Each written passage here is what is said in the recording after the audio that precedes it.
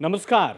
हर काम के लिए घूस, हर काम के लिए पैसा, यह है गुड़गांव बिजली निगम का काला सच।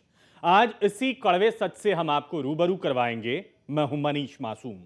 आज के इस खास प्रोग्राम ऑपरेशन करंट में हम गुड़गांव बिजली निगम में चल रही धांधली की परतें उधारेंगे। आपको दिखाएंगे कि किस तरह यहां के भ्रष्ट अधिकारी आम लोगों से उनके हक के काम करवाने की कीमत वसूलते हैं। रिश्वतखोर अधिकारियों की पोल खोलने के लिए खबरें अभी तक ने अपनी खास मुहिम ऑपरेशन करंट को अंजाम दिया। इसमें हमने हमारे जो अंडर कवर रिपोर्टर हैं उनकी भूमिका बहुत शानदार रही। वो हमारे साथ इस पूरी चर्चा में मौजूद रहेंगे। हम आपको उस ऑथेंटिसिटी के बारे में बताएंगे जिसके सहारे वो इन भ्रष्ट अधिकारियों तक पहुंचे और उनकी सच्चाई अब आपके सामने लेकर आ रहे हैं। रिश्वत की मलाई खाने वाले सरकारी कर्मचारियों को घूस लेते और मांगते खुफिया कैमरे में रंगे हाथों पकड़ा है हमारे अंडर कवर रिपोर्टर्स ने।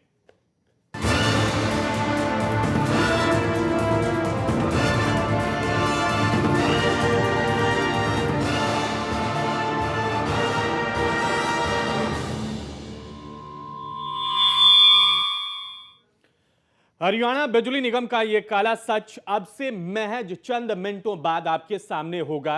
हमारे अंडर कवर रिपोर्टर जिनसे मैं आपको मिलवाने जा रहा हूं, ये समाज सेवी भी हैं।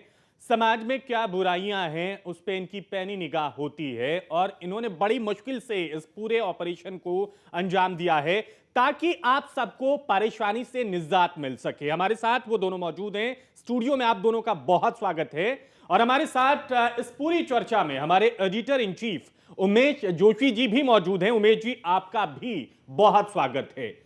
पड़ताल करना शुरू करते हैं यहां से कि आखिर हो क्या रहा है। गुड़गांव का मारुति सब स्टेशन, यहां पर अपना काम कराने आने वाले हर आदमी को करंट का जोरदार झटका लगता है। यह झटका बिजली के करंट का नहीं है बल्कि रिश्वत के करंट का है, घूस के करंट का है। यहां पर एक कर्मचारी कार्यरत है। सब स्टेशन में इसी का राज चलता है। जनता का काम बिना सेवा शुल्क दिए नहीं होता है। जब हमने इस कर्मचारी से कंपनी के मीटर पैनल टेस्ट करने के लिए एमएनपी को लेटर लिखने की गुजारिश की तो इसने झट 10,000 मांग डाले और 1,000 रुपए कम मिलने पर खरी खरी सुनाने लगा। कर्मचारी की सारी कारगुजारी हमारे खुफिया कैमरे में कैद हो गई। इस कर्मचारी से आप जरूर मिलिए। जो और हैं, जेई हैं, एक्शन है, उनकी अपनी टीम अलग होता है, उनका डिपार्टमेंट अलग होता है। मैं तो जो आपकी मदद कर सकता हूँ, अपने लेवल की मदद कर सकता हूँ, साहब को रिक्वेस्ट कर सकता हूँ, उसको कंसीडर करना न करना उसके हाथ में। हमारे तो सर बात कर लीजिएगा, मैंने कर लिया बात, तभी मैं आपके पास सर 7 कर लीजिएगा। एक बार बात कर लीजिएगा सर। कोई चिट्ठी नहीं है, कोई प्रॉब्लम हो तो मैं डायरेक्टली आपको कॉल कर सकता हूँ। प्रॉब्लम लाइजनिंग कंपनी खोलने की सोच रहा हूँ, अलग से सर्विसेज कंपनी। सर 3 मेरा हो जाएगा तो बहुत मतलब बढ़िया दिन हो जाएगा सर। सारी चीज़ें मेरे हाथ में नहीं होती, बात को समझते हैं आप, बात को समझने की कोशिश। आप बचपने वाली बात कर रहे हो। मैंने आपसे कुछ कहा कि मैं एक पैसा लूंगा 10 लूंगा, मैंने तो कुछ नहीं कहा ना। मैं आपको चिट्ठी बना रहा हूँ ना, आप बिल्कुल ही ना मानो। बात तो उसने करनी है, चिट्ठी तो उसने साइन करनी है। जो उन्होंने कहा मैंने आपको करने कर दिए। फोर्स तो नहीं करा, मेरी बात मानो यार। मैंने आपसे कुछ कहा तो नहीं कि मेरे को क्या चाहिए, मैं तो कुछ नहीं चाहिए मेरे को, तो बात खत्म हो गया। सर एसडीओ साहब ने कहा कि आप कंसिडर कर लोगे। रिजिड कभी भी नहीं होते हैं, आप तो एक रिजिड होकर बैठ गए। नहीं सर, टोटल सर वो वहाँ पे 15 मांगेंगे सर। मैं आपको बता रहा हूँ पहले, जो सर आपका जेई वगैरह डिपार्टमेंट है, जब वो इंस्टॉलेशन के लिए आएंगे, सीलिंग के लिए आएंगे, इन सब चीज़ों के लिए आएंगे, टोटल 15 तक करेंगे सर वो। उनको 5 दे देना सर। टोटल तो 20 का है सर, अगर कॉन्ट्रैक्टर होता है ना टोटल 20 लेते हैं वो। जैसे प्रमोद साहब वही कराते हैं तो टोटल 20 में करा देते हैं। तो सर फिर कंपनी सर डायरेक्टली फिर इनको ही दे देती। चलो तो सर हमको लाइजनिंग ऑफिसर रख रखा है सर, इसलिए रख रखा है कि थोड़ा इसलिए तो है ना 10 उधर 5 आपके 4 आपके। सर वो 5 में थोड़ी मानेंगे वहाँ पे, तो बता नहीं वो करनी पड़ेगी ना आपको, उनसे बात करनी पड़ेगी। अब उनकी बात का तो मैं नहीं कह सकता ना आपको कुछ भी। इतना आपको खर्चा होगा ना, जैसे मान लो 1 लाख का आपका क्लेम है तो उस पर 15,000, इस तरह से मतलब 15% आपको। आप 1 लाख का बैक डेट में करा रहे हो।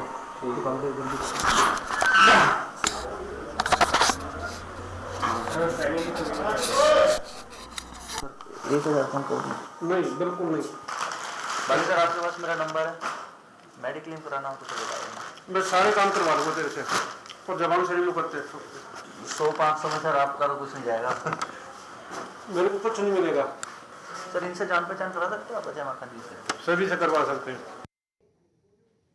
हद हो गई। इन साहब का नाम देवराज है। अब आपको बता देते हैं हमारे साथ दोनों समाजसेवी अंडरकवर रिपोर्टर इस चर्चा में मौजूद हैं, स्टूडियो में मौजूद हैं। सबसे पहले अपने अंडरकवर रिपोर्टर नंबर 1 के पास चलते हैं।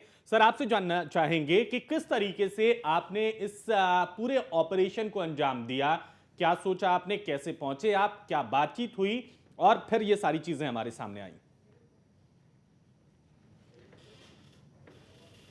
कह सकते हैं आप। जनाब, ऐसा है, हमें बहुत शिकायतें मिल रही थी और जी। लोग लगातार बता रहे थे कि यहाँ पर क्या चलता है, हर काम रिश्वत से होता है और कोई काम बिना रिश्वत दिए होता नहीं। जी अगर हम कोई भी छोटे से छोटा काम पकड़ें जी तो उसके लिए एजेंट्स बना रखे हैं। जी अगर आप डायरेक्टली जाते हैं तो ज़्यादा पैसा देना पड़ता है, जी एजेंट्स के थ्रू थोड़ा सा नेगोशिएट हो जाता है जी। क्योंकि उसमें वो सेफ रहते हैं। आप डायरेक्ट पहुंचे हैं? तो हम डायरेक्ट पहुँचे, लेकिन इस तरह से पूछे कि हम लाइजनिंग ऑफिसर्स हैं।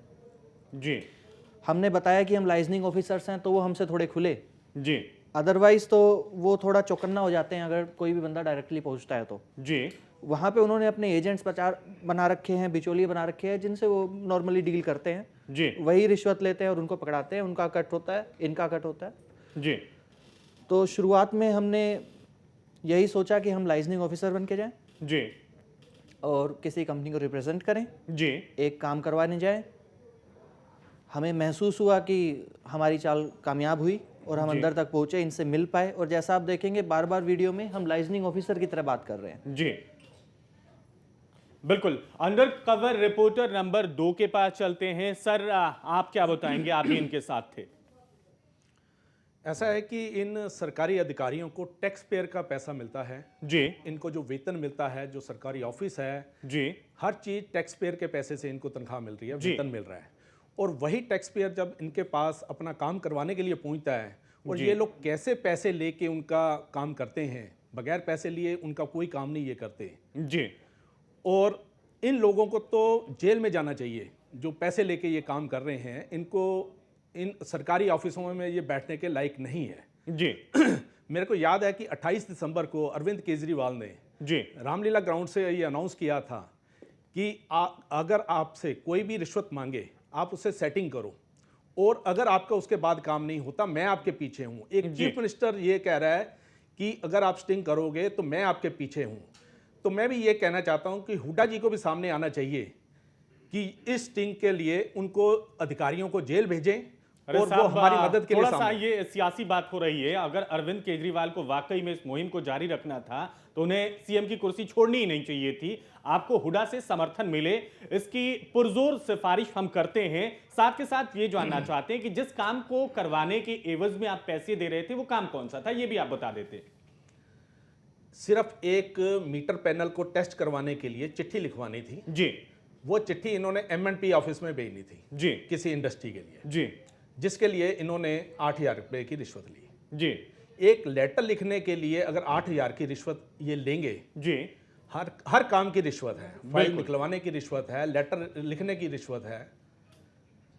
जी हम आते हैं आपकी तरफ। उमेश जी भी हमारे साथ लगातार बने हुए हैं। उमेश जी, हद है, छोटा सा काम, पैसे दो वरना फिर उसके बाद उनकी खरी खरी सुनो, और वो भी ऐसा जैसे कि उनका वो हक है, पैसे आपको जमा कराने ही होंगे। ऐसा है कि आम आदमी रिश्वतखोरों से बहुत बहुत त्रस्त है। जी अब जैसे हमारे अंडर कवर रिपोर्टर नंबर 2 ने बताया कि एक चिट्ठी लिखवाने के जी। लिए, महज छोटी सी चिट्ठी लिखवाने के लिए 8,000 रुपये मांगे।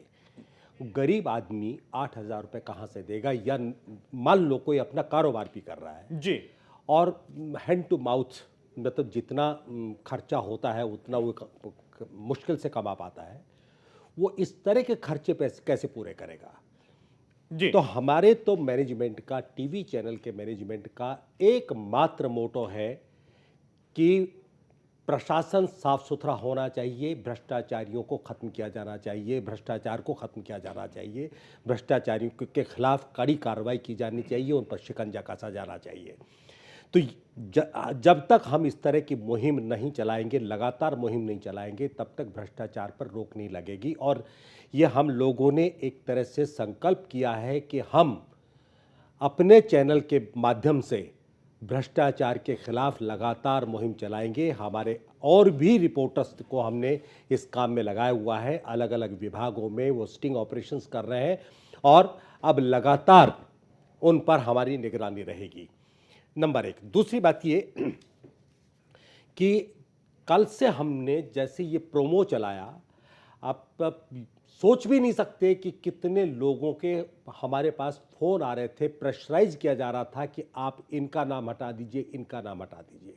लेकिन हम किसी भी प्रेशर में आने वाले नहीं हैं। हम अपने दर्शकों को बताना चाहते हैं कि आपके पास भी अगर इस तरह की कोई रिपोर्ट है, कोई अफसर रिश्वत ले रहा है, बिना रिश्वत काम नहीं कर रहा है, तो आप हमें बताइए, चुपचाप बताइए। हम अपना under cover report Umesh ji, भेजकर कोशिश समस्या करेंगे। तो ये है, हमारे पास जिन अधिकारियों के कर्मचारियों के फुटेज हैं उनको हम दिखा रहे हैं, जी। लेकिन कॉल पता नहीं कहां कहां से आ रही है। ऐसे में डरा हर कोई है, डरा हर कोई है, मतलब चोर हर कोई है।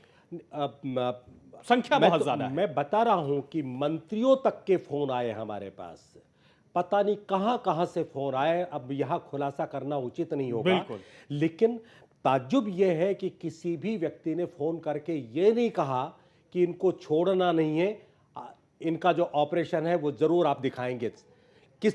सब ने ये बात कही कि इनको बख्श दीजिए। आप इनको क्यों नहीं समझाते? आपके अपने परिचित हैं, इनको बताइए कि साफ सुथरे ढंग से काम क्यों नहीं करते आप, क्यों रिश्वत लेकर के आप जो है पूरी व्यवस्था को खराब कर रहे हैं। जी। पैसे लेकर काम करना सभी जानते हैं कि बहुत बड़ा अपराध है, और उन अपराधियों को बचाने की जो कोशिश हो रही है वो देखकर मैं बहुत हैरान हूं। इस पूरे के पूरे समाज में कोई तो ऐसा व्यक्ति हो जो इनके खिलाफ टीवी से बाहर भी एक मुहिम चलाए। बिल्कुल। हाँ, समस्या कितनी गंभीर है सर? यहां पे जड़ की बात कर लें तो जड़ में समस्या है, शिखर की बात कर रहे हैं, वहां से कॉल आ रही है, प्रेशराइज किया जा रहा है, निवेदन किया जा रहा है कि आप रोक दो इसे। मींस हर कोई इन्वॉल्व है और यहां पे दया दिखाने का कोई मतलब नहीं बनता है। हम लौटते हैं आपकी तरफ, कुछ और चेहरे हैं हमारे पास जो बेनकाब होंगे, हम आपको दिखाएंगे। आइए आपको एक बार फिर दिखाते हैं कि किस तरह हरियाणा बिजली निगम के कर्मचारी बतौर हक अपना चौथ वसूलते हैं। एक बार फिर हम दिखाते हैं आपको वो क्लिप। इतना आपको खर्चा होगा ना, जैसे मान लो 1 लाख का आपका क्लेम है तो उस पर 15,000, इस तरह से मतलब 15% आपको, आप 1 लाख का बैक डेट में करा रहे हो।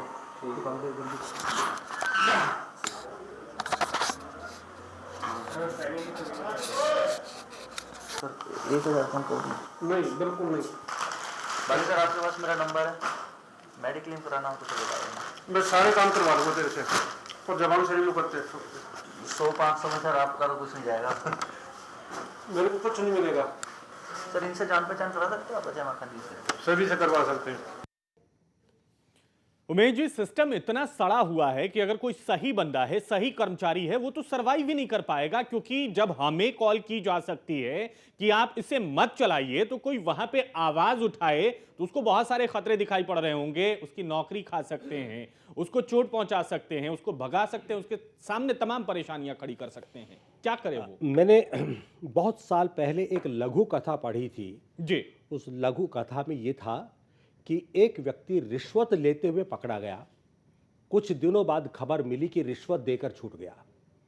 यानी कि जो पकड़ने वाले लोग भी हैं जी, वो रिश्वत लेकर के छोड़ भी सकते हैं। तो पूरा समाज ऊपर से लेकर नीचे तक इतना सड़ गल गया है, उसको हम तभी साफ सुथरा बना सकते हैं, उसकी सफाई तभी कर सकते हैं जब इस मुहिम में हर व्यक्ति हमारा साथ दे। जी। हजारी प्रसाद द्विवेदी की एक लाइन मुझे अक्सर याद आती है, क्या निराश हुआ जाए। उसमें उन्होंने कहा है कि दुनिया में ऐसा नहीं है कि अच्छे लोग नहीं हैं, लेकिन यहां पे जो अच्छे हैं बेचारे वो मजबूर होंगे, उन्हें कितने डर सताते होंगे। इस पे हम सवाल करेंगे, आपसे बातचीत करेंगे, हमारे अंडर कवर रिपोर्टर से भी हमारी बातचीत होगी। कुछ चेहरे आपके सामने आएंगे जो दागी हैं, जो हमें परेशान करते हैं, हमें दुखी करते हैं, उनको बख्शेंगे नहीं, उनको दिखाएंगे। एक ब्रेक लेते हैं।